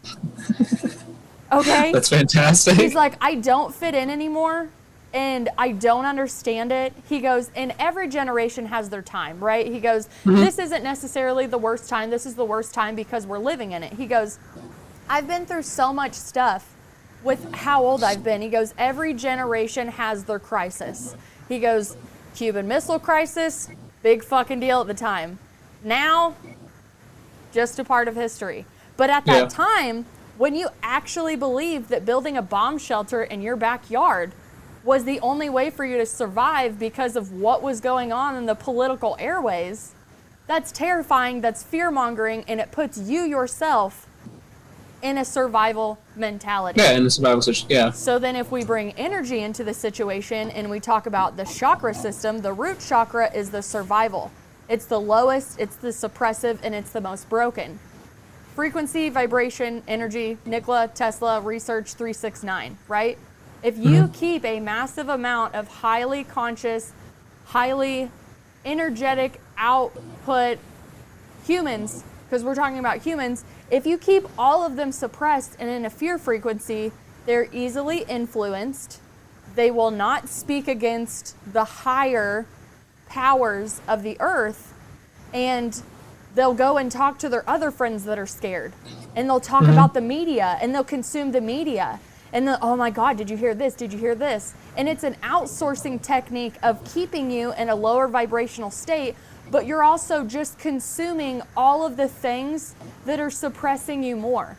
It's outsourcing, it's outsourcing, it's outsourcing, which, like, most of the things we're talking about on here, I'll leave it on the episode. Like, I don't watch the news, I don't sit here, like, things are presented to me, and I'm like, I'll research it, I'll do it, but I will fucking sage the shit out of myself and do whatever I have to do to raise my frequency up to where I'm actually feeling more empowered, and I don't feel scared about the world that I'm living in. As Einstein would say, if you go out into the world and the world is bad or the world is evil, then you live in an evil world. But if you go out in the world and there's good in the world and it's a good world and it's a safe world, you live in a good world. So we have the power of perception, and we also have the placebo effect that I truly believe has worked against us, and we work against ourselves, but we're not using it in a positive format. Positive formats are reaffirming and affirming that we individually can do good, but the innate loneliness that connects all of us as humans is if you stand up too loud, if you stand up too broad, and you believe too much against the systems that are in front of you, you might be standing alone, and you don't want that, right? Wouldn't it be better to just cower down and at least be around people, because we all crave human connection. 2020 definitely showed us that. We're so lucky to be able to have these interactions like this Zoom call for me and you to be able to talk. But everybody missed human connections. And when we were actually able to go out into the world, we were told that we should fear each other. We should stay 6 feet. When I went into Walmart or Target or Aldi's or all of these stores that I would go into, before 2020, you would smile, you would wave, you would be considerate, I'm a big fucking complimenter. I like your hair, I like your outfit, I like your nails. You know what I'm saying?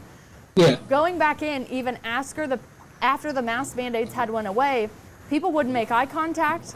If you sneezed, people turn around like you were on The Voice. You know? Yeah. I sneezed in a movie theater the other day, and I could feel the guy next to me feel like I was just a vile fucking creature for sneezing. For something that my body naturally does and has always done. But now he is convinced that anything that sneezes out of my body, he will now be affected.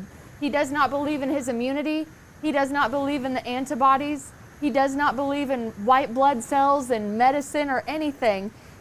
I felt like this guy was completely convinced that this bitch is nasty. She's sneezing.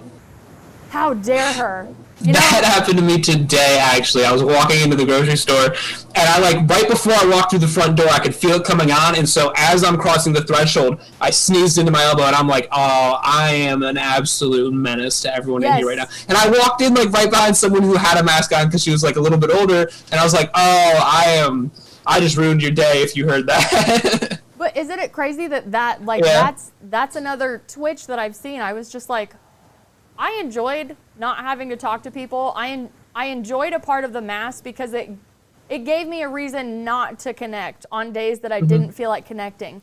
But then there would be days where I really wanted to connect, like I was vibrating higher, so to speak.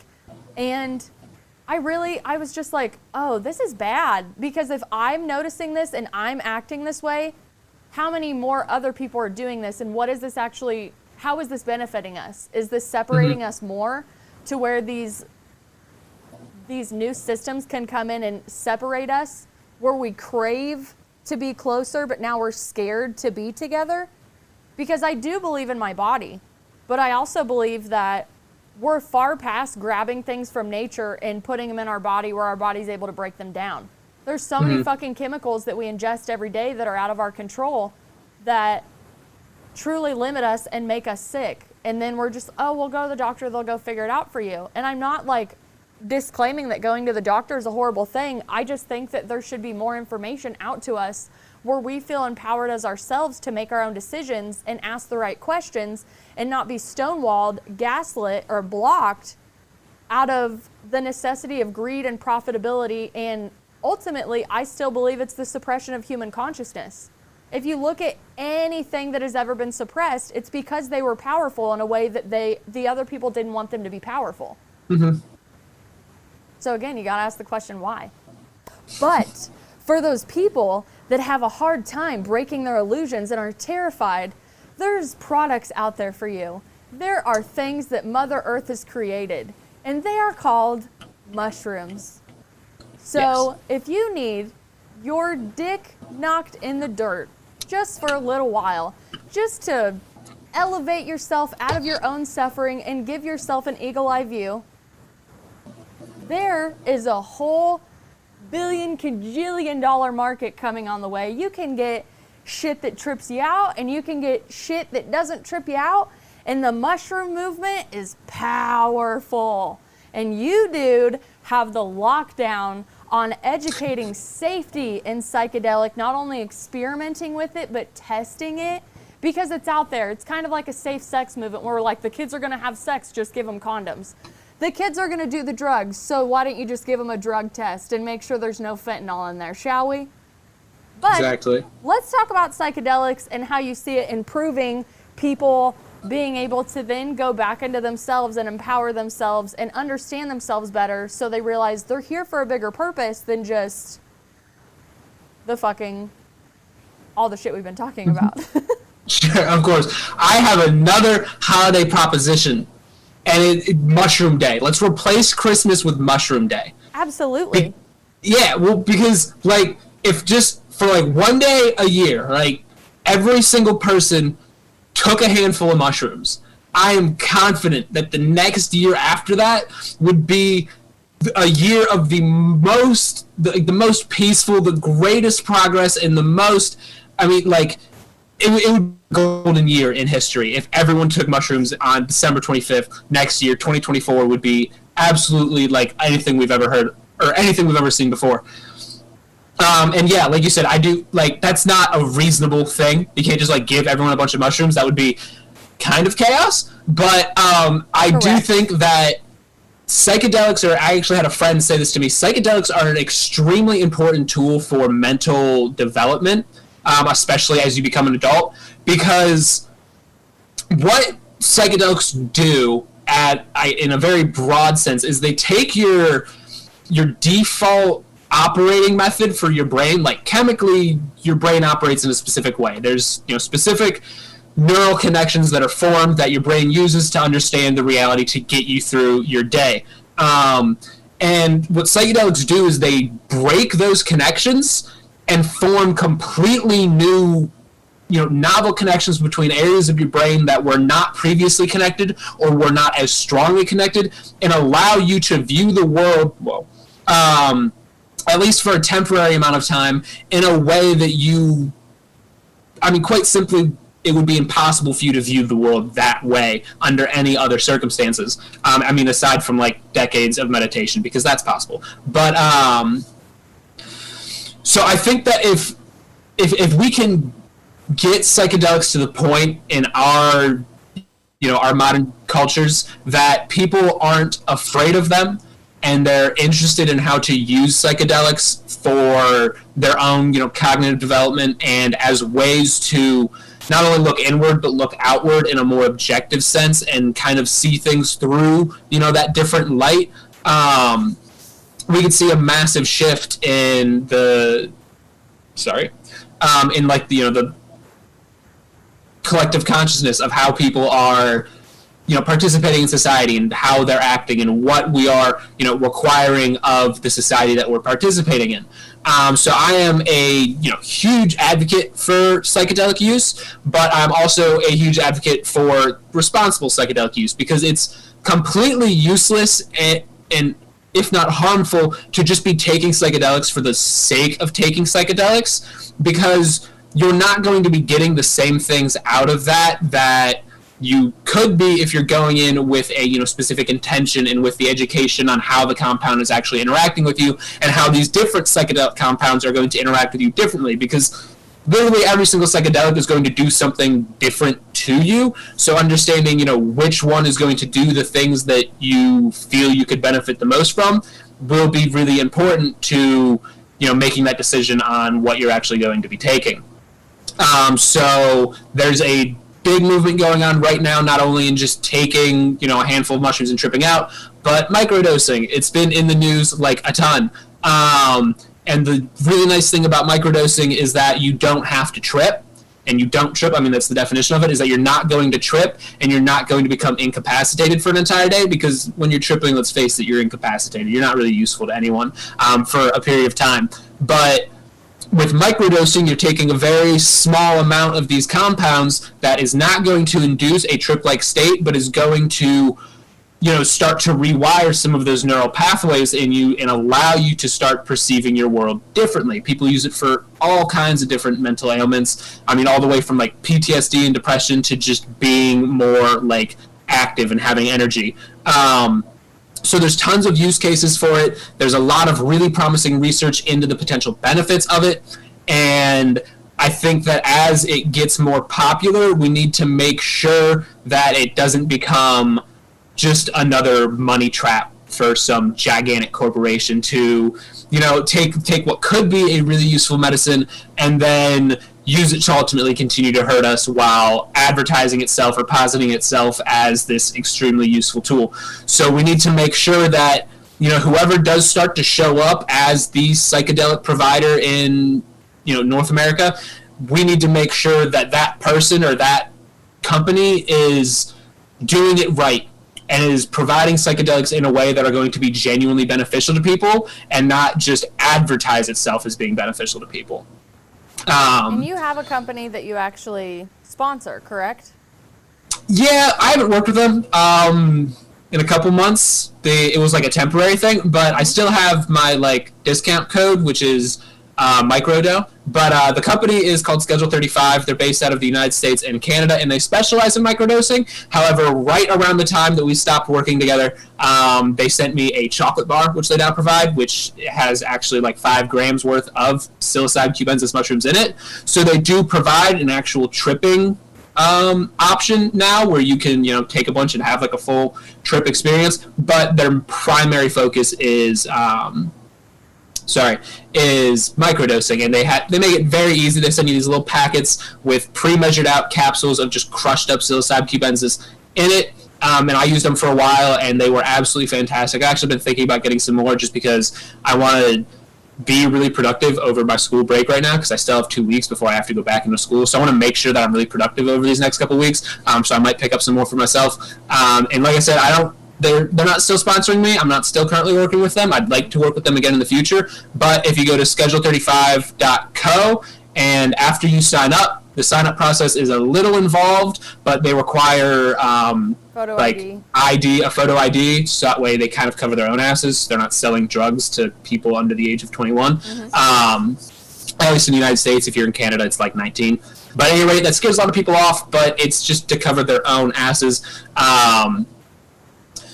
And then once you're all signed up and everything, you go to purchase whatever you want. In the little promo code, you can type in microdo, DOUGH, all one word, and that's good for 15% off still. So you should definitely check that shit out, because they are absolutely fantastic. They were an absolutely wonderful company to work with. So I do highly recommend them, not only because of this, what they're providing, but also because they were, just a genuine pleasure to be associated with.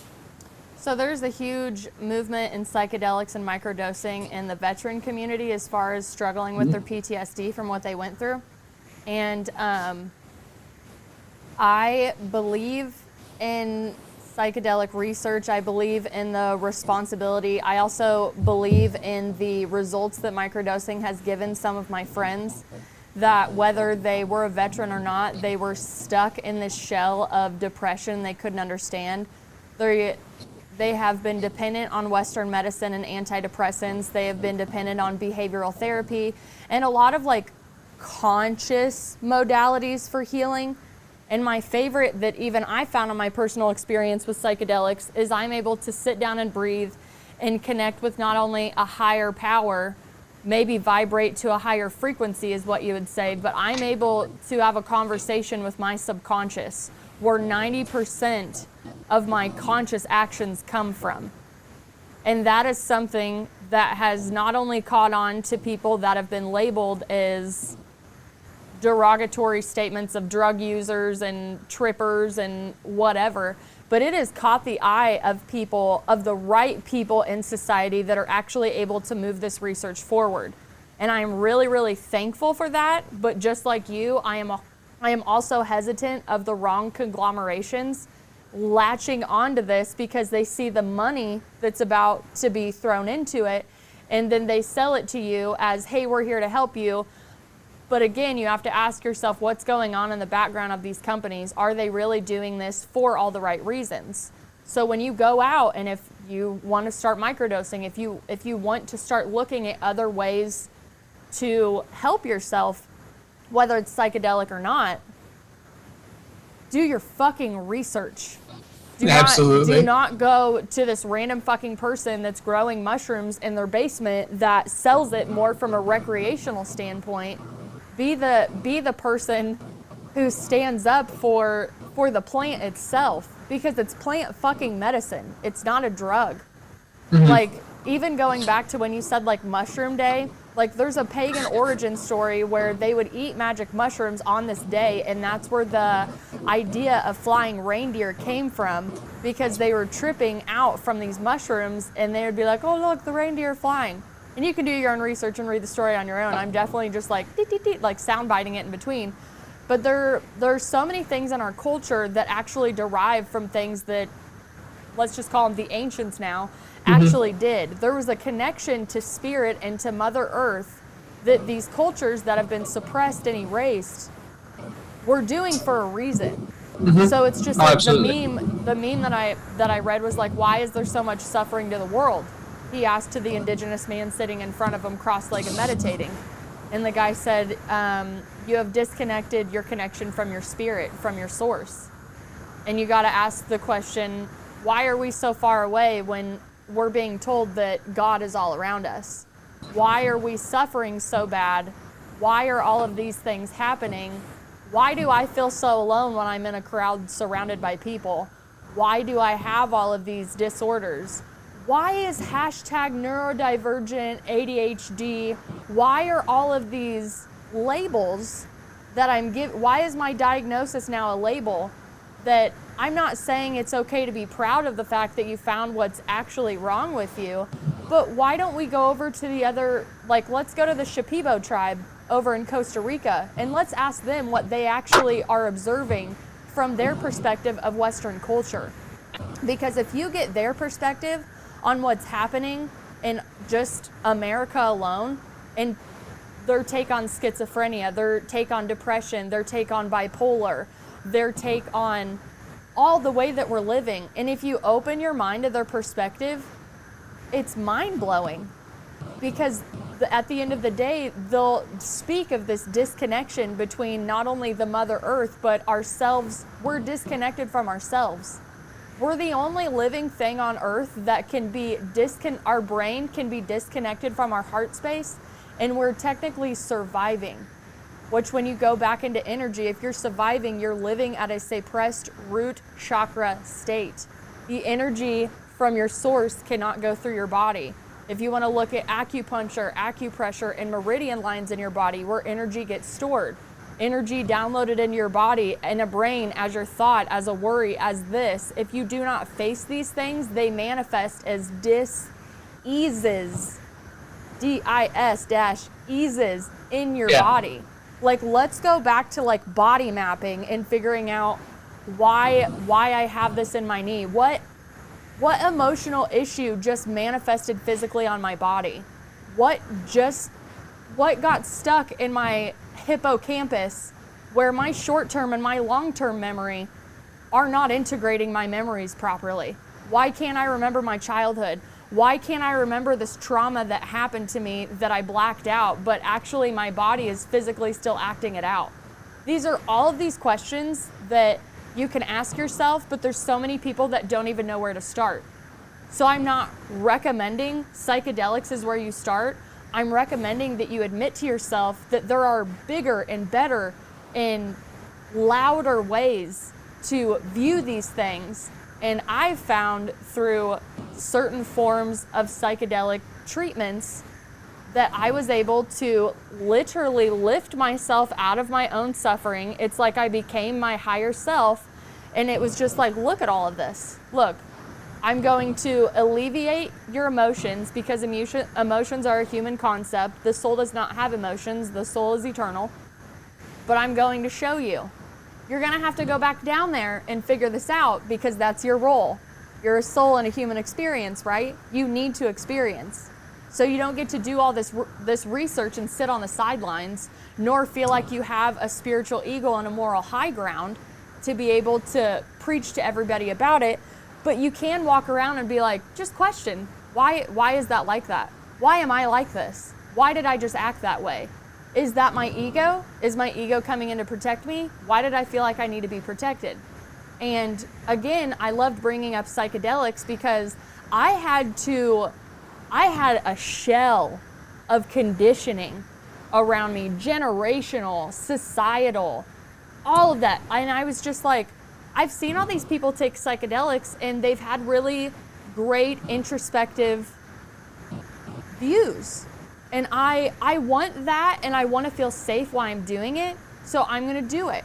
And I took just an eighth of shrooms, and I was released again from my suffering for a minute. I had an eagle eye view where I was able to have a conversation, and I saw things that I would have never been able to see because I was so deep in the conditioning of everything that was around me.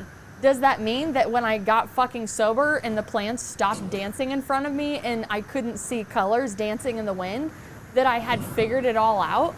No, but I did get to keep little breadcrumbs from it, and now the real work began, that I integrated these truths that I have found, and I had to go back in and do the really fucking hard work, which is analyzing, why do I have the habits that I have? Why do I act the way that I am? Oh, I'm not stuck with my personality. It's called my personal reality, that I was programmed from the ages of 0 to 8 because kids are in a theta brainwave state. You've got to be fucking kidding me. Why are we not educated on this more? I really think your episode just be called, Why? Why? Do it. Seriously. I'm glad you brought up the indigenous use and like the historical cultural use of these plant medicines, because the literal reason why I chose Christmas for Mushroom Day to replace Christmas was because, like you said, that used to be like a pagan thing where they would take mushrooms, and the mushroom that they took was called the Amanita muscaria mushroom, which grows coincidentally very prominently at the base of coniferous trees, or pine trees, and the mushroom is colored red with white spots on it. And a literal part of this ritual was that there would be one person who walked around with a literal bag full of these mushrooms, handing them out to everyone, dressed up in the colors of red and white, because he was handing out these red and white mushrooms. And that's the whole origin story of modern Christmas, or at least in part. There's other facets to it. You're absolutely right. Yeah, but that's a very large overreaching theme that was inherited from this very ancient tradition of taking mushrooms around the winter solstice. And I definitely think that would be a fantastic thing to reincorporate back into our society. And as you went on to say about the suppression of that ritual, that all happened with the Christians. I blame so much on the Christians, and kind of unapologetically. Now, I understand there's a lot of good things that Christianity has done, but there's a lot of things that Christianity has not done very well, and there's a lot of things that was done intentionally to hide information like that. I talked about this a little bit on Spiritual Smorgasbord, but that book that I brought on to talk about, The Immortality Key, fantastic. Read it. If you're listening to this, go read it right now. It's a bit of a difficult read, but it's definitely worth it. And what he did was he went back and explored the historical origins of modern religion. And they more or less, pretty definitively started with psychedelics. You can't say that for certain, because we can't go back there and watch people take psychedelics and then go forward 1,000 years and then watch how that evolved. We can't say that for certain, but there are a lot of markers of ancient religions that strongly suggest they were using psychedelics. And even, the Greeks outright said that they used psychedelics, so that's not really up for debate. But those religions and those, you could call them cults, or even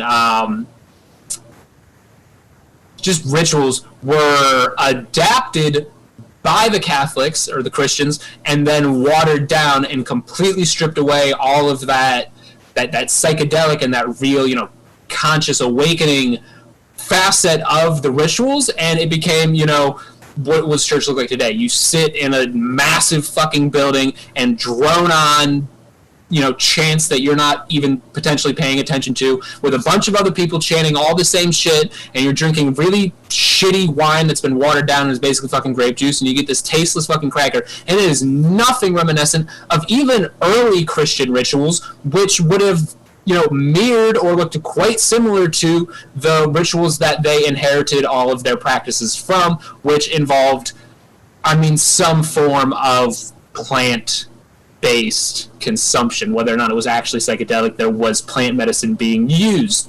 So I think that I'll blame it on the church, even though it's not all going to be the fault of the church for suppressing ancient knowledge and suppressing even indigenous knowledge, but they definitely played a large role, and I had no problem saying that.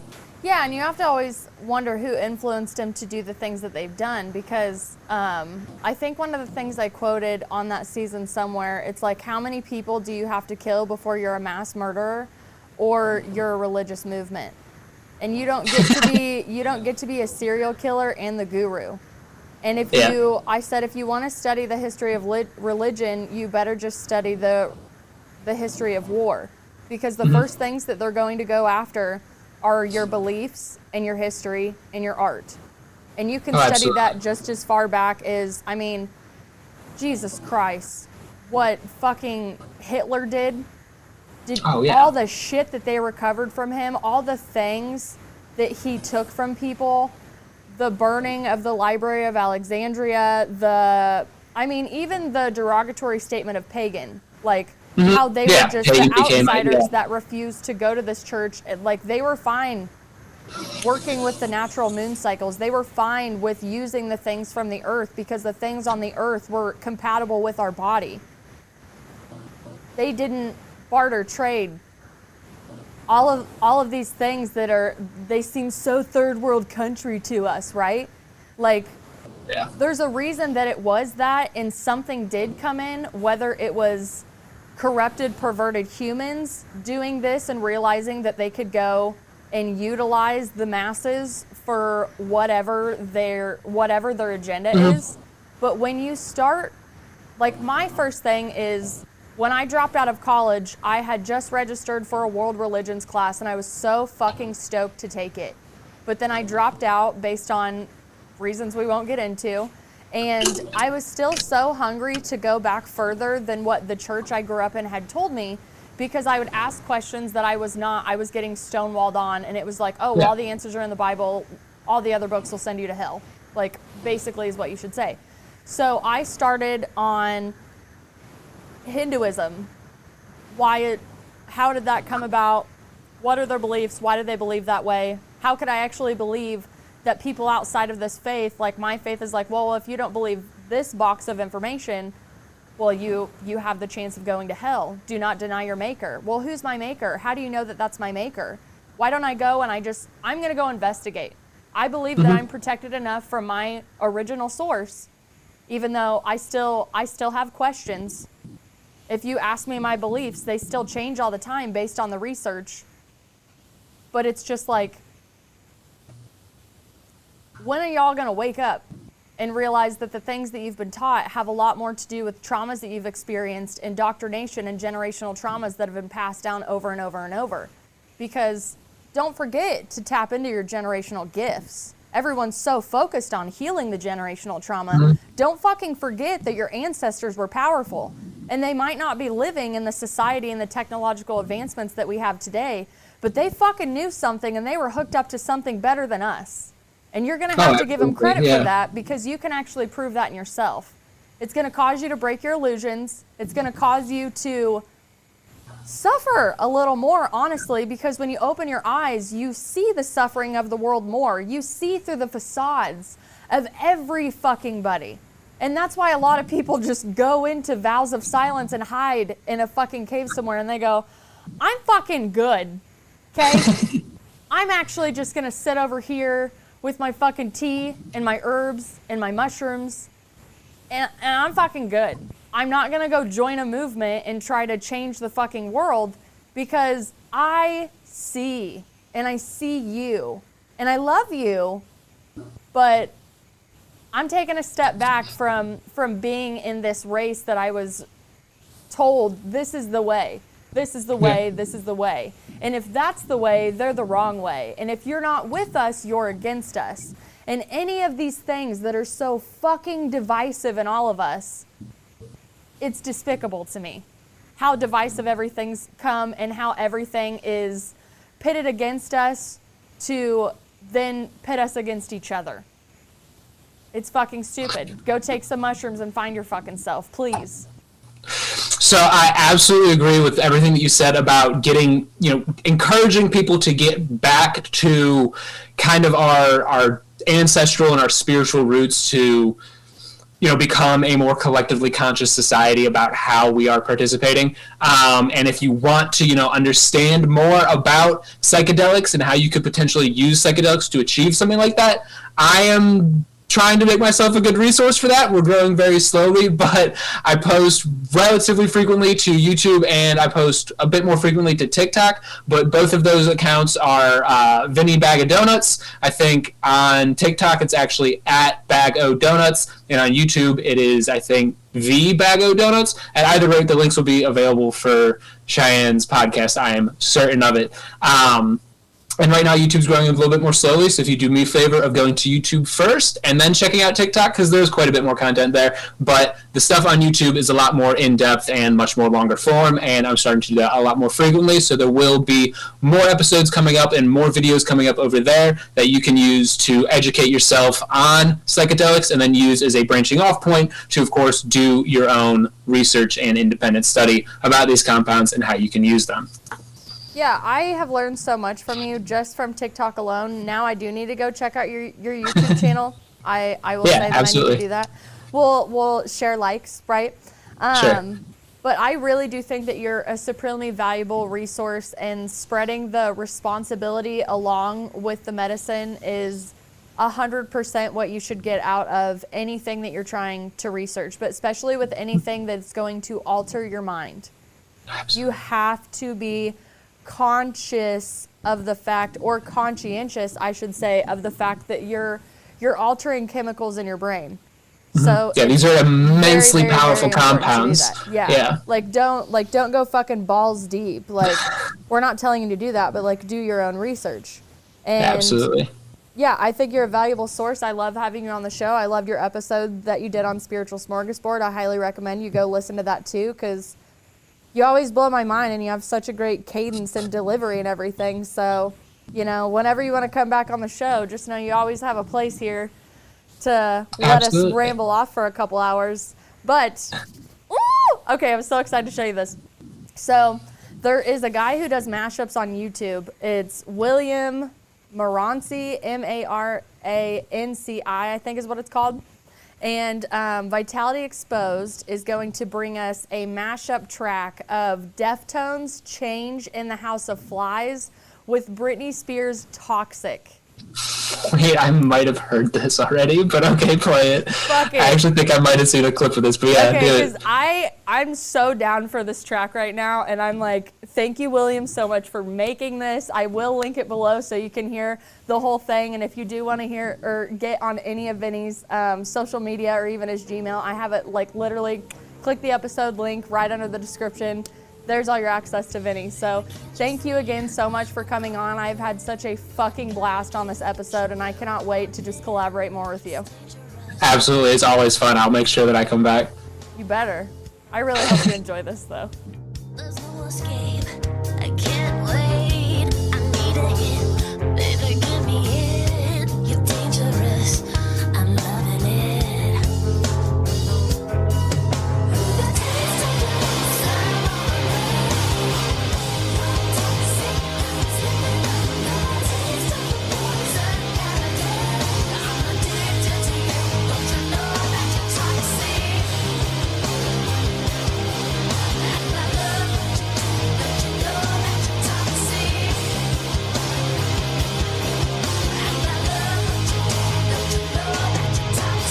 This is the Hoosier Media Network, your home for podcasting.